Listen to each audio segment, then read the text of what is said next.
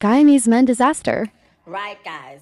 So when I get back to the car, after he was running to the car, he literally was trying to run back in the car before me because he had flowers for me, okay? So I was like, oh my God, that was so sweet. Like, that was such a nice thing, blah, blah, blah. Boom. That was date one. So date one ended. He dropped me off to my house. He went his way. I went my way. That was one. The next day, he continuously hitting me up. He's like, what you doing? Da, da, da, da. I'm like, I'm just in the house. I'm chilling. I got to figure my stuff out tonight because tomorrow was my food still, whatever. He was like, okay, well, I asked. I'm not going to lie. I asked him. I was like, if you want to see me, you could probably just come around and, probably could take me where I want to go to, like, get my food stuff or however the stuff go. He was like, okay, cool, that's fine, whatever. Came for me, sit on my couch whilst I was doing my hair. Boom. I finished doing my hair. He fell asleep. I woke him up. I was like, I'm not ready. Let's go.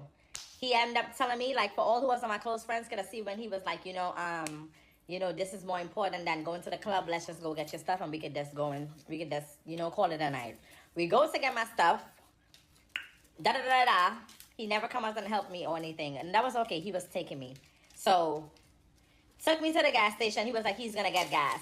Ooh. We went to like the gas station.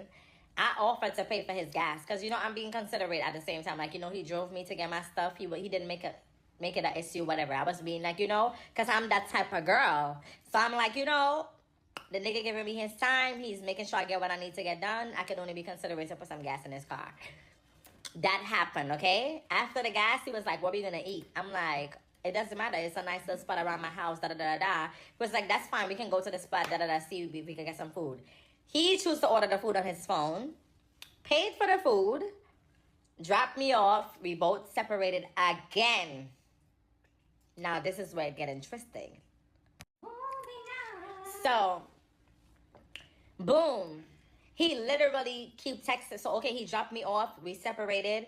He keep texting me like the past days. Like, every time he just texted me with these weird-ass hours. His energy just felt off from the day. Boom. He come out to say, oh, I forget to tell you I have a kid. I was like, you told me everything else, but you didn't tell me you have a child? That's just fucking insane. Imagine you being the child and you the last thing to be mentioned. I couldn't be the parent. No, the baby daddy is the mommy. Something gotta go the wrong way. So, boom. After that, his energy being off, like mad off. And that's why you off, like mad off. But I wasn't questioning nothing because this is not my man. So I don't really care. So when he mentioned he had a child, I was like, okay, cool. Well, whatever. He was like, oh, I was with my son. That's why my energy was off. In my mind, I'm like, it's all good. Like, it's no pressure for me. Like, it's cool. This motherfucker gonna ask to see me a third time. Remember date one, date two. Now he's trying to get a third date. And then when he try to get the third date, this motherfucker gonna mention, every single time I come around you, I feel like I'm broke.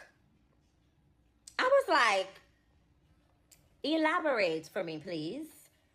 Because I'm baffled. So he was like, every time I come around you, I feel broke. So I'm like,